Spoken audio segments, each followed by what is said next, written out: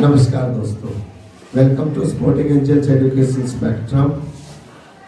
आज हम बात करने वाले हैं इंग्लिश के पेपर का टाइम मैनेजमेंट।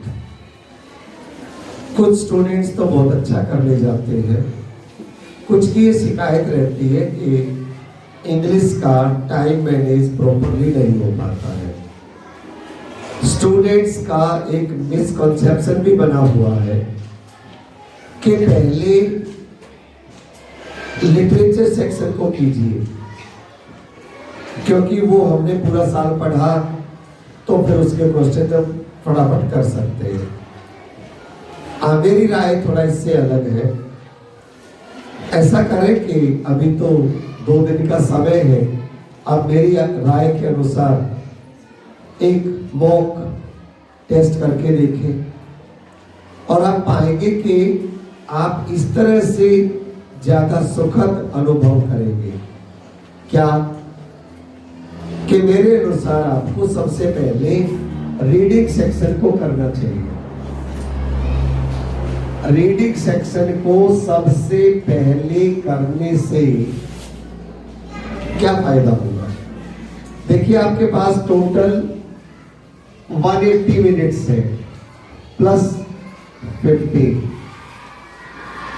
ये 15 कौन से हैं? इन द बिगनिंग, वो 3 आवर्स से पहले question paper reading. Question paper reading के समय मेरा ऐसा मानना है, आप पूरे क्वेश्चन पेपर को रीड करने मत जाइए। ज्यादातर बच्चे फटाफट रीडिंग सेक्शन को तो देखते भी नहीं है, फटाफट या तो ग्रामर सेक्शन को पलट लेते हैं या फिर लिटरेचर सेक्शन को, क्योंकि वो उनका पढ़ा हुआ है तो उसमें उनको अच्छा लगता है। तो स्ट्रेट में वो ये देखना चाहते हैं हमारे पढ़े हुए आंसर्स में से कौन कौन से आए। नहीं, मेरे अनुसार आप इसे बिल्कुल मत देखिए। आपको बहुत सारे टीचर्स ने भी कहीं ना कहीं हो सकता है अलग राय दी हो, लेकिन आप एक मॉक टेस्ट मेरी राय के अनुसार करके देखिए। अभी आपके पास 2 दिन है। क्या करना है? रीडिंग सेक्शन को पहले करना है। और उसका सबसे बड़ा फायदा ये होगा कि रीडिंग के लिए ये 15 मिनट आपको एक्स्ट्रा मिलेंगे। इसमें आप केवल रीडिंग सेक्शन कीजिए, फर्स्ट पैसेज को ही पढ़िए, उसमें भी दोनों पैसेज मत पढ़िए, फर्स्ट पैसेज को पढ़िए। और जब आप एक ही पैसेज को लगातार पढ़ रहे हैं तो कम से कम 2 या 3 क्वेश्चंस तो आपके दिमाग में उस समय तक आ चुके होंगे कि उनका आंसर ये दीज आर द आंसर्स। तो उससे क्या होगा, जब आप लिखना शुरू करते हैं तो आपको बहुत सारा समय बच जाएगा। रीडिंग सेक्शन को सबसे पहले करने का दूसरा कारण, जब आप सबसे पहले ग्रामर सेक्शन या राइटिंग सेक्शन, ज्यादातर बच्चे आजकल राइटिंग सेक्शन को सबसे पहले करने लगे क्योंकि उसमें लेटर राइटिंग की ढेर सारी प्रैक्टिस की होती है। तो नॉर्मली 4 ही तरह के लेटर आपके में आते हैं, तो आप लेटर की ठीक ठाक प्रैक्टिस के बाद जाते हैं तो आपको लगता है ये 5 नंबर मेरे पके हुए हैं, तो इसी को सबसे पहले लिखो। वो तो आपका है ही, लेकिन उससे आप समय नहीं बचा रहे हैं। फिर आपने जो रीडिंग करी वो बेकार गई आपकी, क्योंकि जब आप लेटर लिखने लग गए फिर वापस आएंगे किसी क्वेश्चन पर, तो शुरू में जो रीडिंग करी थी उसका क्या फायदा हुआ आपको? इसीलिए मेरी यही राय है इन 2 कारणों से कि नंबर 1 तो आपने अभी अभी फ्रेश रीडिंग करी है, इसलिए आपको रीडिंग सेक्शन का सब कुछ ध्यान रहेगा। दूसरी बात, वो 15 मिनट का समय बचा ले जाएंगे आप, इसलिए सबसे पहले रीडिंग सेक्शन को स्टार्ट कीजिए। ठीक है? और रीडिंग सेक्शन में भी जैसे ही अब आप लिखना शुरू करते हैं तो अब 2-3 क्वेश्चंस को आप फटाफट कॉमन सेंस से कर लेंगे। बाकी क्वेश्चंस के लिए आप अब जल्दी जल्दी विचार करके लिखना आरंभ कर दें। अगर किसी एक क्वेश्चन में आप अटक जाए तो मेरा ऐसा मानना है कि फर्स्ट पैराग्राफ को आप 15 मिनट से ज्यादा का समय अब ना दें, ज्यादा से ज्यादा 17-18 मिनट। उसका एक कारण है, अब आप लूज कर जाएंगे अगर आपने इससे ज्यादा समय दिया तो। इसके बाद आप सेकंड पैसेज पे आ जाइए। Read very calm and quite. In passage को लास्ट में छोड़ने से ये भी एक गड़बड़ होती है। टाइम मैनेज जब नहीं हो पाएगा तो लास्ट में नर्वसनेस के साथ आप प्रॉपर रीडिंग नहीं कर पाएंगे। रीडिंग का मतलब it's not just reading, with reading comes your understanding, जो शुरू में ही हो सकता है। रीडिंग के साथ आप कितना अंडरस्टैंडिंग को डेवलप कर रहे हो, that will give you very good picture in the beginning, because in the beginning you are not nervous, you are fresh. Therefore always take the bull by the horns.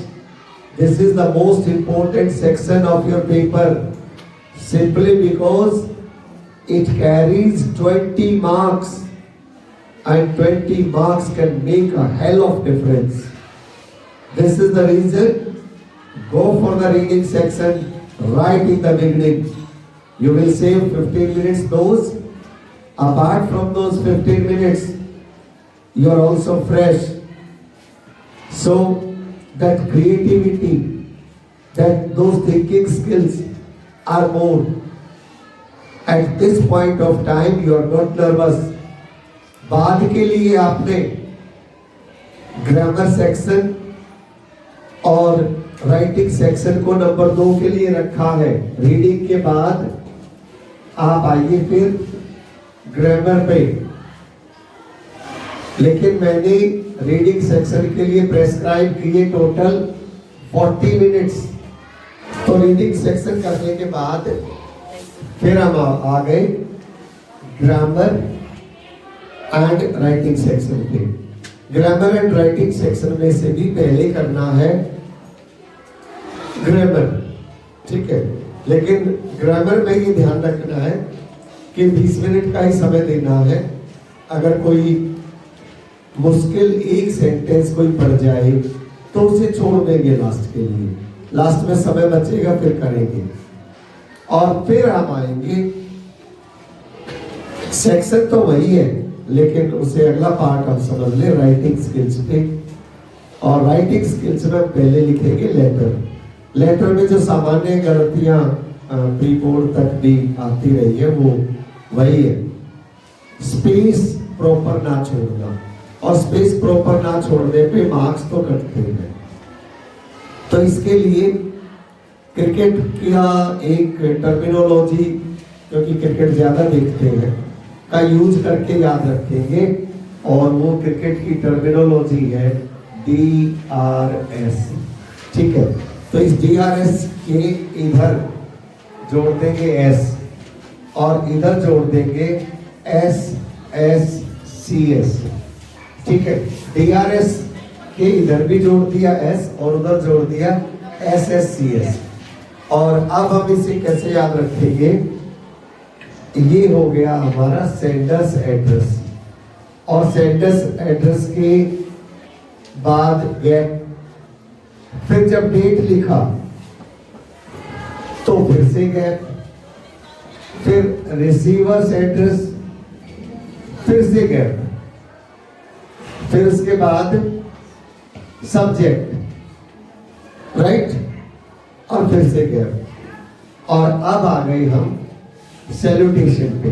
Salutation के बाद आप line छोड़े तो भी correct है और ना छोड़े तो भी करेक्ट है, यहां नंबर नहीं कटेगा, ठीक है।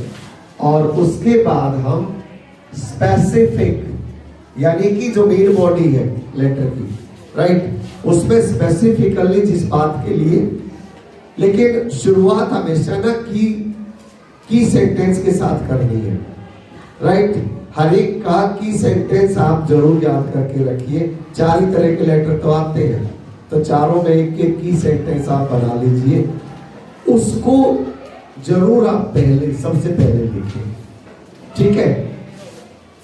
और उसके बाद जैसे through the column of your esteemed daily, या एज पर योर इन्विटेशन, या as per the advertisement you published in last Sunday's daily या whatever it was, ठीक है। तो इस तरह से अगर आप शुरुआत करते हैं तो मेन बॉडी भी हो गई, स्पेसिफिक हो गया, राइट। और फिर उसे कंक्लूड कर दीजिए लास्ट की एक लाइन के साथ। कंक्लूजन हमेशा फिर से की होता है, उसको जरूर देखता है चेक करने वाला।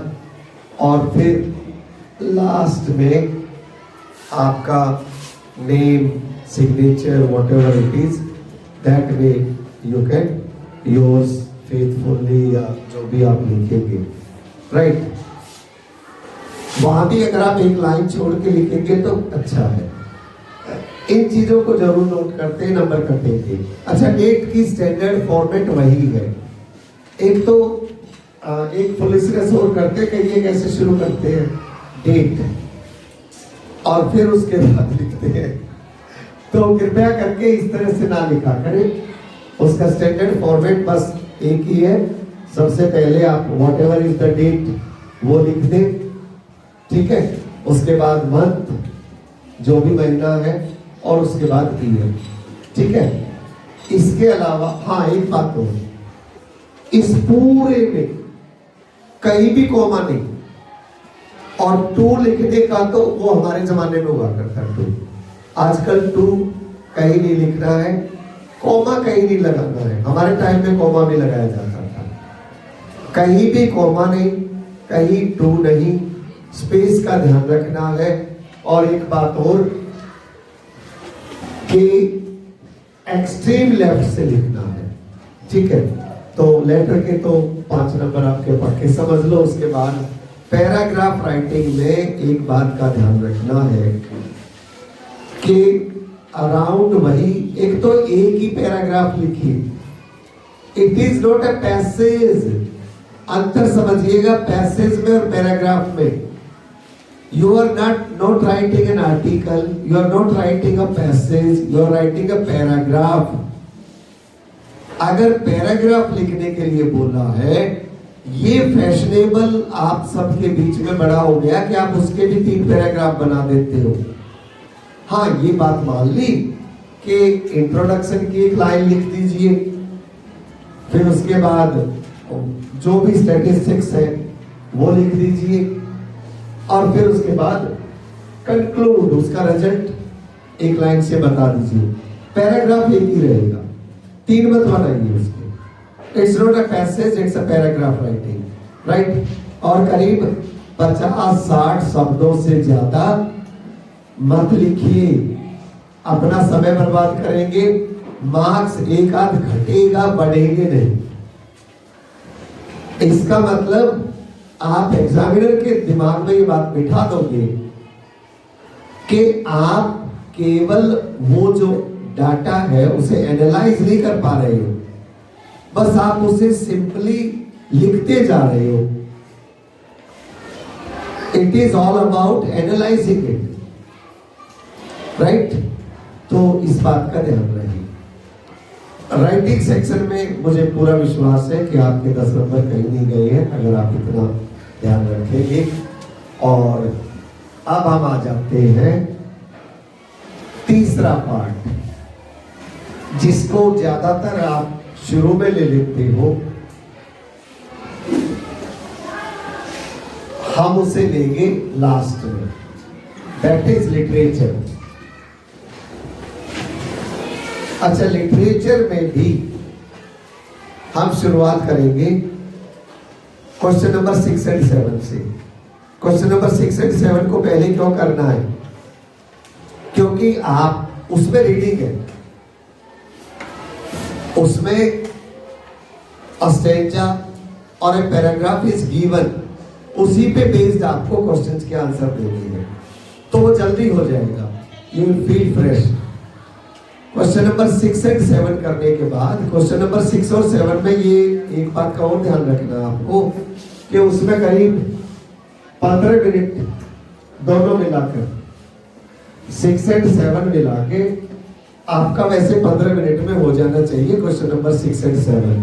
अब आप टोटल अगर मिनट्स गिनोगे तो देखिए करीब 40 मिनट्स तो रीडिंग सेक्शन के आपके हो गए और करीब 45 मिनट्स आपके ये हो गए, तो 85 मिनट्स, राइट। क्वेश्चन नंबर 6 और 7 दोनों मिला करके वैसे तो मुझे पूरा विश्वास है 15 मिनट में आप कर लोगे, पर फिर भी हम मान के चलते हैं इसके लिए 20 मिनट क्वेश्चन नंबर 6 और 7 के, इससे ज्यादा समय नहीं लगेगा आपका। क्वेश्चन नंबर 8 ये करीब आपको 15-16 मिनट लग जाएंगे, ठीक है। अब आया क्वेश्चन नंबर 9। क्वेश्चन नंबर 9 आपका हो जाना चाहिए करीब 8 से 9 मिनट में, ठीक है। और क्वेश्चन नंबर 10 और 11 इनमें इनके लिए कम से कम आप 10 से 12 मिनट एक क्वेश्चन में दीजिए, करीब 120 या 140 वर्ड्स वर्ड लिमिट से अडेयर कीजिए, बहुत ज्यादा आगे मत बढ़िए। 10-15 वर्ड इधर या उधर हो जाए तो कोई ध्यान नहीं देता है, राइट। तो 10 और 11 में लगेगा टाइम करीब, दोनों क्वेश्चन को अगर हम मिला दें तो 10 + 11 दोनों मिलाकर आप लगा लीजिए करीब 25 मिनट्स, ठीक है।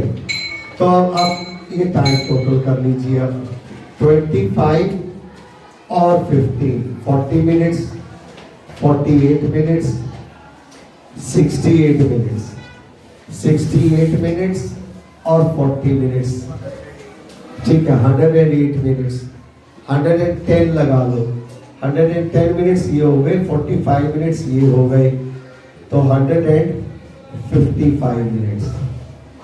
अभी भी आपके पास सफिशिएंट टाइम है टू गो बैक, जो क्वेश्चन आपने डिफिकल्ट मान के छोड़ दिए थे उनको करने के बाद मान लिया आप उनमें 15 मिनट और लगा देते हैं तो भी 170 मिनट्स हो गए, और 10 मिनट में फिर एक बार पूरे पेपर को फिर से पढ़ लीजिए, आपको आइडिया सा लग जाएगा कि कहाँ कोई छोटी मोटा संशय तो नहीं है।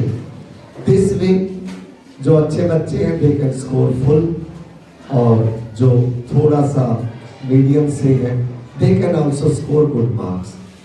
मुझे उम्मीद है कि अगर इसके अनुसार आप एक मॉक टेस्ट करके देखेंगे, और हाँ क्वेश्चन नंबर 10 और 11 में आजकल पिछले 2 साल से 2 चैप्टर्स को कंपेयर करने लगे हैं, तो उस तरह की प्रैक्टिस आज और कल में जरूर कर लीजिए। जैसे मान लिया dust of snow and fire and ice को कंपेयर करके कोई ये क्वेश्चन दिया जा सकता है, या इसी तरह से किन्हीं भी 2 चैप्टर्स से कंपेयर करके आपको कुछ लिखने के लिए कहा जा सकता है, राइट। तो that capability you should also develop. अभी तक हम सिंपल एक चैप्टर पे बेस्ड आंसर दिया करते, अगर आप थोड़ी सी प्रैक्टिस करेंगे तो आप कर पाएंगे। उम्मीद है आप अच्छी तैयारी करेंगे, अच्छा पेपर करेंगे। Wish you all the best for your English paper. Thanks.